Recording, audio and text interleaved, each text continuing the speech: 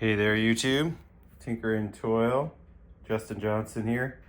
Just got myself a new Christmas present. It just came in the mail and was really excited. I couldn't wait to open it. So you don't get an unboxing because it's already unboxed, but you can see what remains. I now have all of the tools. I used to have these Milwaukee or Ryobi tools, which I don't know, they did okay. Had a few problems with them. For one, these small 1.5 amp hour batteries, they just didn't cut it for most of the tools, especially tools that actually had significant draw like the circular saws. Just wouldn't do anything. So I ended up buying a lot of these 4 amp hour batteries, which did a much better job. But the brushed motors just didn't have much power. And I burnt up a couple tools. I had a reciprocating saw that got drywall dust in it and burnt up. And the chuck on this drill is going. The chuck also on the impact driver is going.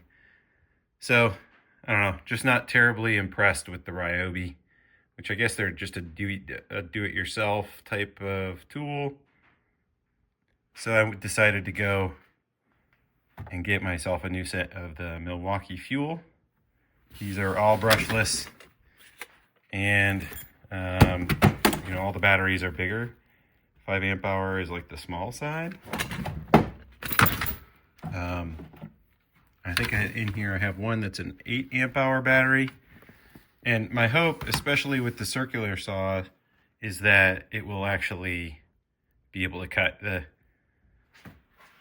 Let's see, I have 2 of the Ryobi circular saws. I don't even know where they were sitting.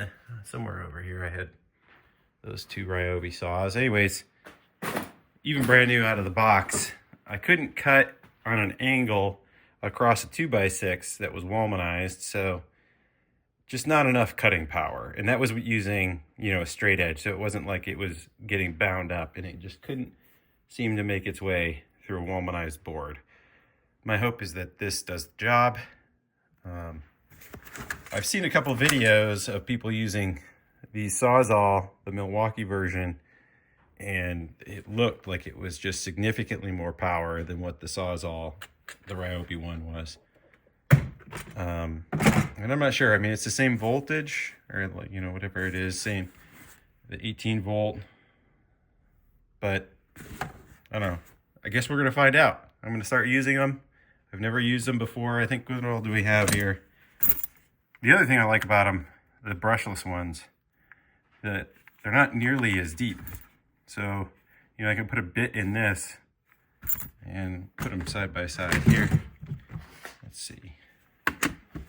Let's grab the Ryobi impact driver, just so you can see them on top of each other. You know, it's significantly shorter. So like if I'm in a tight space, like in between 2 studs, this is going to be much easier to handle. It'll get in between a couple studs, so it'll be much better for that sort of thing. I guess the same is true with this, although probably doesn't matter quite as much for the drill. For metalworking, this will be nice. I don't have a cordless version of these. I've got a DeWalt that's got a cord, but it's nice to have a grinder for metal work. And a light, which, I mean, I don't know, not a spectacular tool. I've got tons and tons of different lights, and this one is just pretty simple. On, off, not really anything special, but I'm sure that I'm going to get use out of it.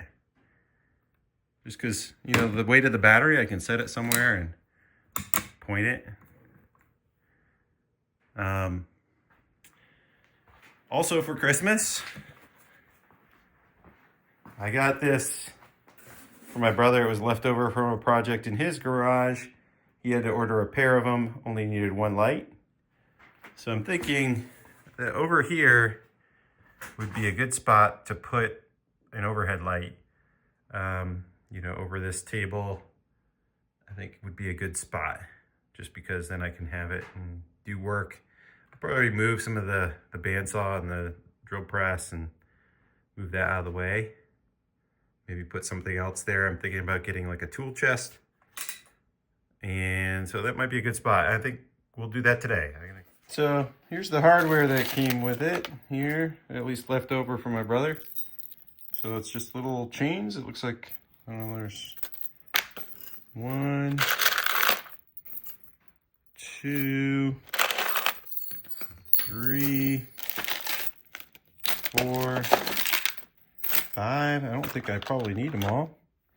And there's these little S-shaped little connectors. I'm gonna guess that these, will it focus? There it goes. Looking at the ends of this, it looks like these probably hook in here.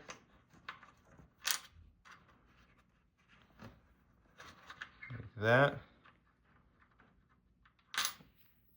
And I'm gonna guess that the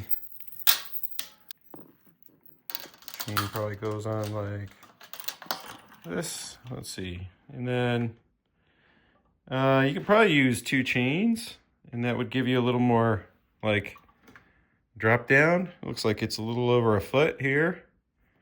It could drop down from the ceiling. I don't know if it needs to go that far. You might be able to take it and just do a loop.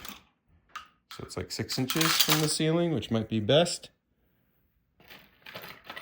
As far as how you attach it to the ceiling, it came with these little eye bolts. It came with, well, my brother has 2 of them. One of them is not in the greatest shape. But it looks like it can really be any eye bolt as long as you get it into something solid. These ones have a fairly long shank, which kind of makes sense because you might have to go through drywall and then into a stud before you get it to catch. Luckily for us, we can see exactly where our studs are and measure them from the wall, because we can see, because I had this cut open already for running that 220 line or that 6-gauge wire. So I'm just gonna go off of, I haven't decided whether to go off of this stud or that stud. I'll make a choice and then put it out here wherever it goes. And luckily I have more eye bolts. I don't know the best ones to use here. Let's see. Probably am not gonna have exactly the same thing. Let's see, this is a 1 1/4 inch.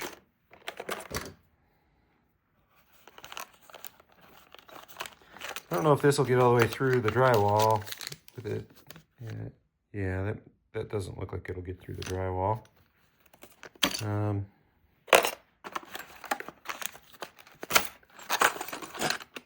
These will definitely get through the drywall here. Yeah, those are still the same size.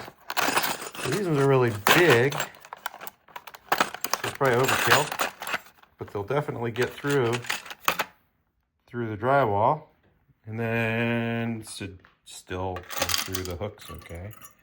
Oh yeah, that'll work just fine. All right, so that'll be what I do. I'll just use these. I could still use that other one, but maybe I'll, just to keep it even, I'll use 2 of these, and this one can just go in my bin. All right, let's do it. Go ahead, got my tape measure out. I'm gonna go with the one closer to the wall. It just seems like it's gonna work out better in case I wanna use like this for cleaning carburetors or anything over here.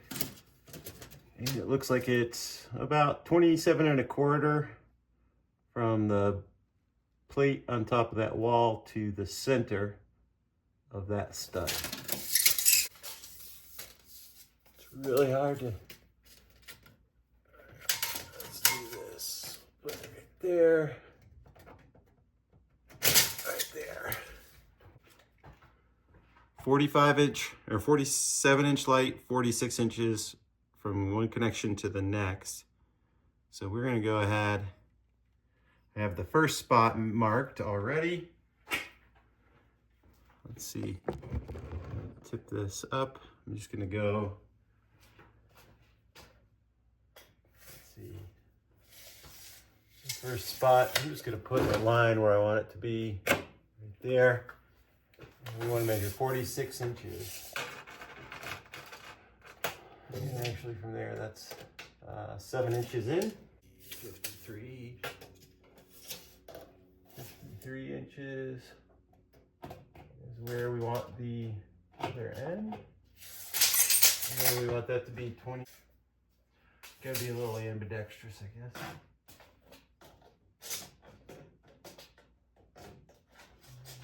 There it is, 27 1/4.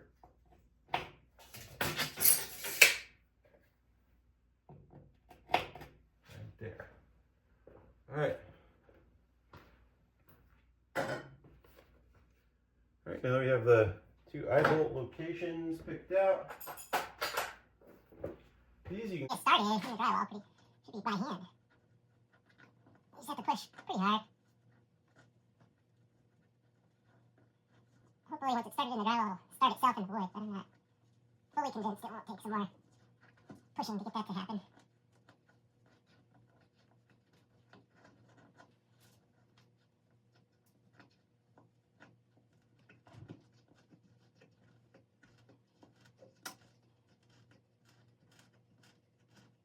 Yeah, that one got started. It seems to be going in quite well. take the next one here.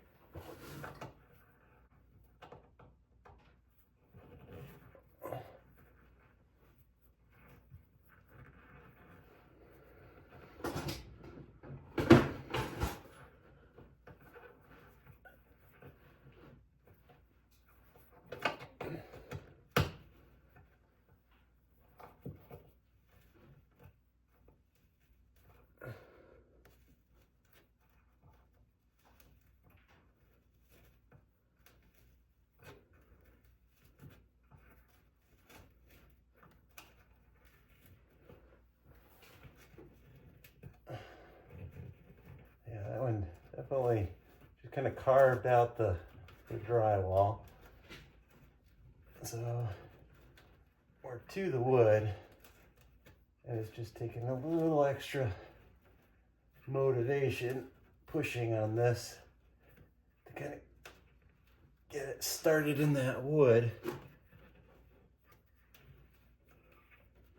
It feels like it's gonna get started now. You gotta push while you turn. If you try to just turn it, you'll just kind of strip the wood and auger it out instead of getting the screw to kind of go in. There we go. That's pretty.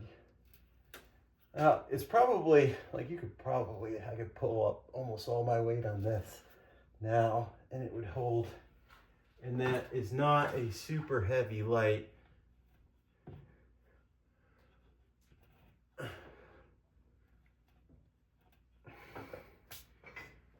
gonna try and get them even.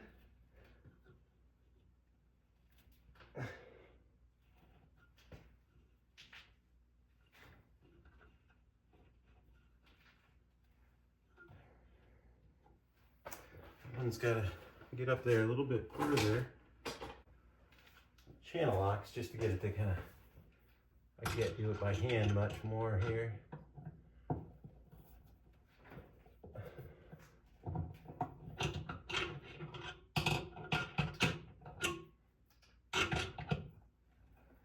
Alright, there we go.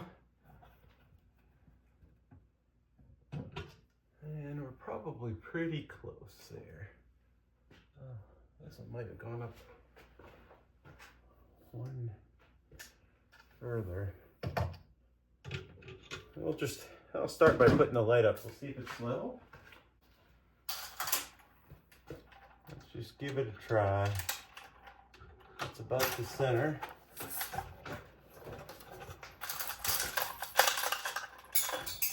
Lost that little thing.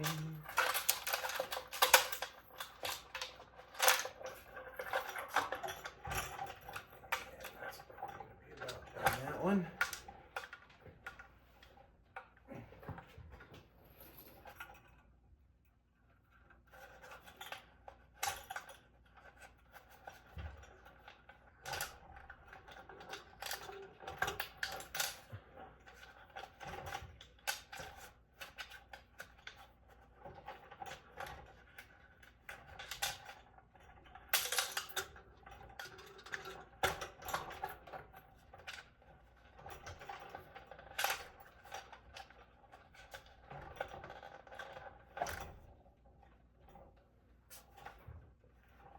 Maybe that doesn't work too well with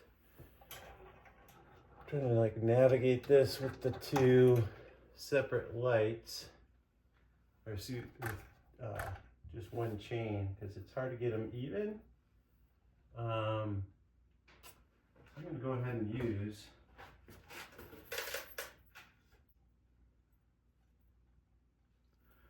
I'm going to take this.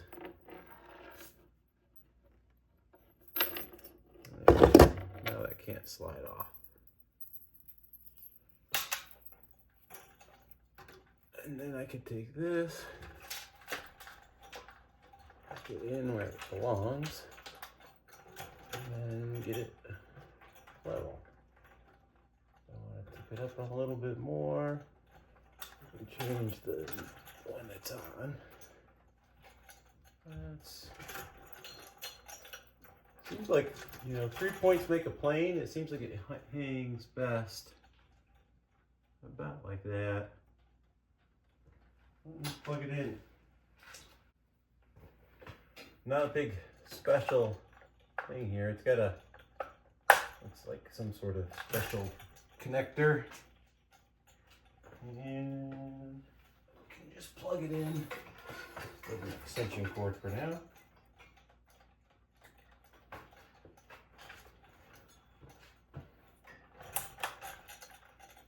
Whoa. Here we go. Nice. Look at all that light. Big improvement for cleaning carburetors or doing any work over here. I like it.